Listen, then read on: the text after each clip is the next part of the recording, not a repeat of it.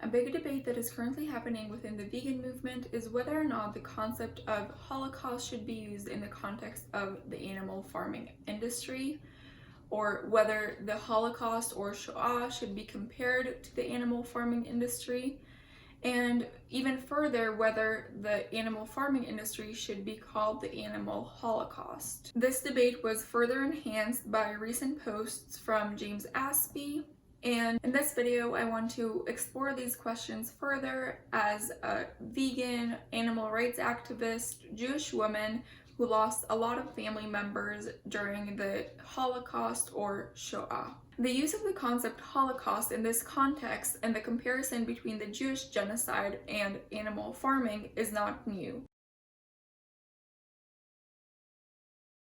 In opening up this topic, I would like to share with you a clip from an interview that Plant-Based News did with Dr. Alex Hershaft, a Holocaust survivor, where he compares the two. For one thing, the identification of the victims by tattooing or branding their skin. For another was the use of cattle cars to transport our people to the gas chambers, the crowded housing in wood crates, the deception and hiding of the crime behind slaughterhouse walls or death camp walls. The main takeaway I get from this is that the same inhumane practices that were once done on Jews in a mass scale are now done in a mass scale to farm animals. I find that what is not mentioned in this clip, as well as in many other comparisons, is what is the purpose behind the Holocaust, the extermination of Jews from the face of the earth, and what is the purpose behind the animal farming industry, the monetary enrichment of corporations. And again, neither James Aspie nor Dr. Alex Hershaft were the first nor the last to compare animal farming and the Holocaust. We will now look at a few other people and organizations who have also made these comparisons in the past. First, let's take a look at the book Eternal Treblinka by Charles Patterson. And Charles Patterson is an American author, historian, and animal rights advocate. Before we get into what this book is all about, I wanted to start off by sharing that Treblinka was an extermination camp built and operated by Nazi Germany in occupied Poland during World War II, in which it is estimated that between 700,000 and 900,000 Jews were murdered. The book Eternal Treblinka was first published in 2001, and in the book it explores the similar attitudes and methods behind modern society treatment of animals and the ways humans have often treated each other, most notably during the Holocaust. The second part of the book is where Patterson draws direct connections to the industrialization of animal slaughter and the Holocaust. In this section, he begins by sharing a quote from Theodor Adorno, who said, "Auschwitz began where someone looks at a slaughterhouse and thinks, they're only animals." Then he moves on to speak about how the animal agriculture has evolved over the years, stating that the only difference between slaughterhouses today and slaughterhouses in the 1900s is that slaughterhouses have become faster and increased the volume of production. Patterson states that the study of human history reveals the pattern. First, humans exploit and slaughter animals, then they treat people like animals and do the same to them. In Eternal Treblinka, Patterson also mentions that the Nazi created a hierarchy in which subhumans, such as the Jews, are compared to animals and therefore treated that way. One of the many people that Patterson quoted in his book Eternal Treblinka was Isaac Bashevis Singer, a Polish Jew-American writer in Yiddish and a Nobel Prize winner in literature. He was vegetarian for the last 35 years of his life, and he included a lot of vegetarian themes throughout his books and stories. Some of these include enemies, a love story, the patient, and the letter writer. The epigraph and the title of Eternal Treblinka both came from the letter writer, in which he wrote, "In relation to them, the animals, all people are Nazis. For the animals, it is an eternal Treblinka."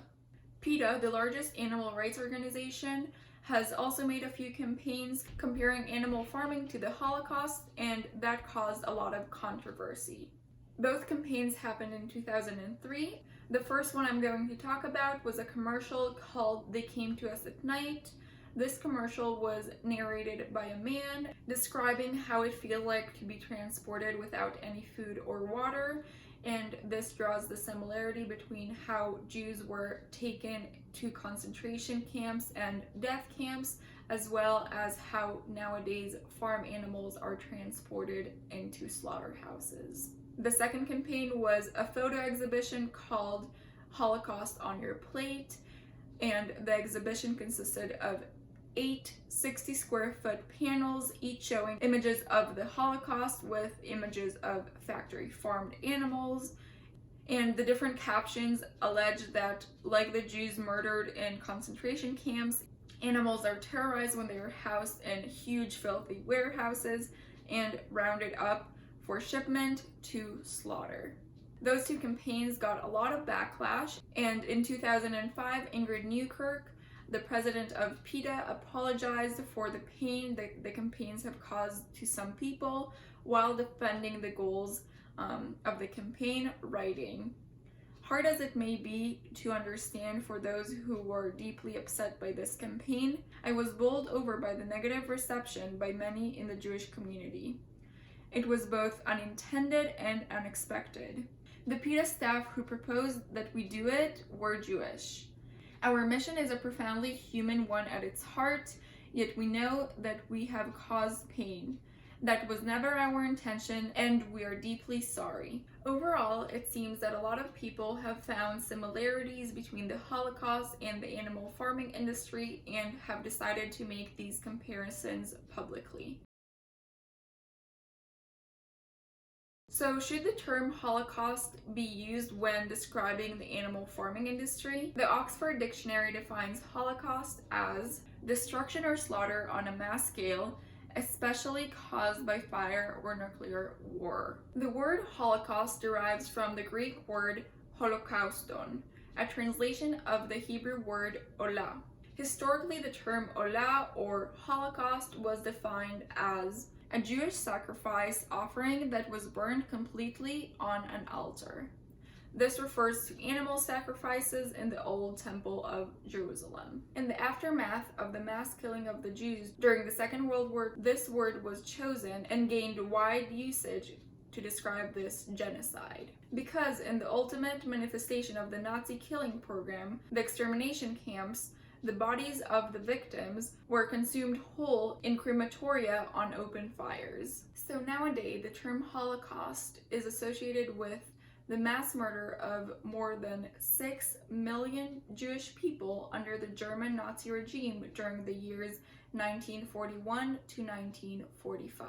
However, given that the word Holocaust derives from the translation of the Hebrew word olah, meaning an animal burned sacrifice offered whole to God, it may seem appropriate to use the term for systemic killing of animals. But due to the appropriation of this word towards the Jewish genocide, the controversy awakes. In Israel, already during the years of the mass killings of Jews back in 1941, this genocide was referred to as Shoah, a biblical Hebrew word referring to catastrophe or tragedy or destruction, or in Hebrew, ason or chorban. Since then, Shoah became the preferred term for this Jewish genocide as it is very specific. The term Shoah emphasizes the annihilation of Jews, not the totality of Nazi victims. Given that there is a more specific term to convey the specificity of the Jewish genocide, Shoah, the concept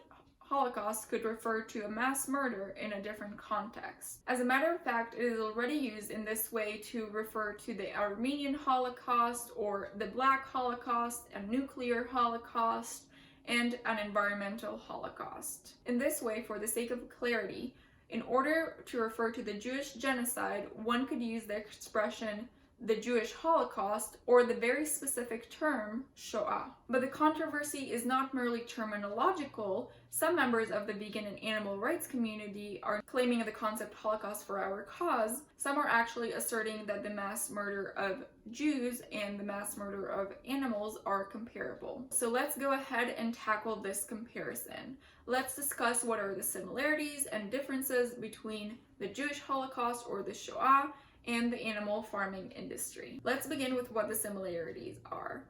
All victims are sentient beings.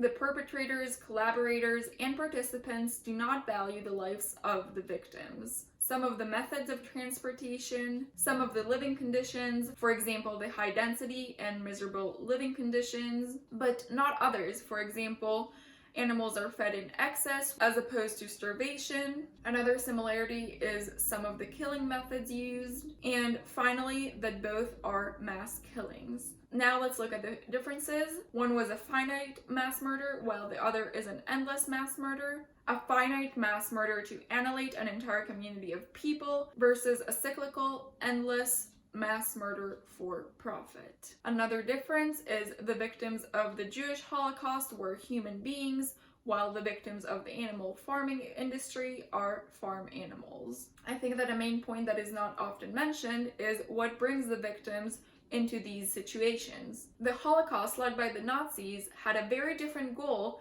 than that of the animal farming industry. The goal of the Nazi was to eliminate the Jews, while animal farming has the goal of bringing more and more and more animals into existence with the purpose of killing them for human consumption and capitalism. The Jewish Holocaust was the genocide of the Jews, and genocide is defined as the deliberate killing of a large group of people, especially those of a particular nation or ethnic group. The animal farming industry does quite the opposite. They keep breeding the population of specific species in order to use them for a variety of food items, clothing items, and experiment with. As the animal farming industry thrives more and more animals are going to be killed. But nevertheless, there are more and more farm animals on the planet.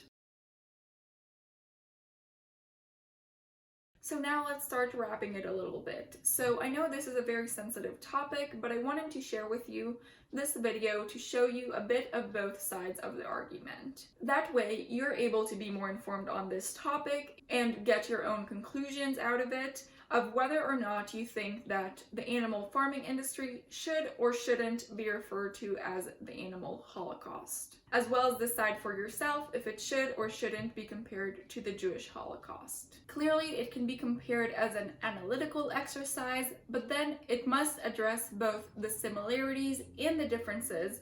It cannot be a simple, straightforward analogy that equates the one with the other, as they definitely have differences. And beyond its validity, another consideration regarding this comparison is how useful is it? Does it succeed in bringing people into a more conscious state of what is our relationship to animals? Or does it actually alienate people from seriously considering animal rights? I personally have two main takeaways that I wanted to share with you on this topic. My first conclusion is that it is really important to treat all sentient beings, people and animals, with respect and kindness. I agree with Dr. Alex Hershoft that discrimination is ingrained in us as kids through the discrimination between animals, those that we cherish and those that we eat. I think that the oppression of animals is the gateway drug to oppressing humans. Because when a child is first told that the dog on his sofa is to be loved and cherished, whereas the pig on his plate is to be abused, killed, dismembered, and eaten for food, that's the first time that we instill the notion in a child's mind that it is okay to discriminate between. And through this discriminatory upbringing, we will learn to discriminate between people. My second conclusion is that yes, both the Jewish Holocaust and the animal farming industry are both mass murders. But the biggest difference is that one was a finite mass murder project in which the goal was to exterminate all Jews, versus the other being cyclical and endless mass murder, in which ever-growing amounts of farm animals are gestated in order to be killed. In this sense, the idea of eternal Treblinka, or the never-ending mass murder, is very suitable. And now let me share with you just my final thought. So the Jewish Holocaust was finite, and not because the Nazis were able to fully accomplish their racist plan, but because allies were able to bring Nazi Europe to an end. So now the pending question is, could we bring the never-ending mass murder of farm animals, whatever you prefer to call it, to an end by relinquishing speciesism as a worldview, corporations' profit as a goal, and careless consumption as an ingrained practice? And how can we get closer to that goal or horizon?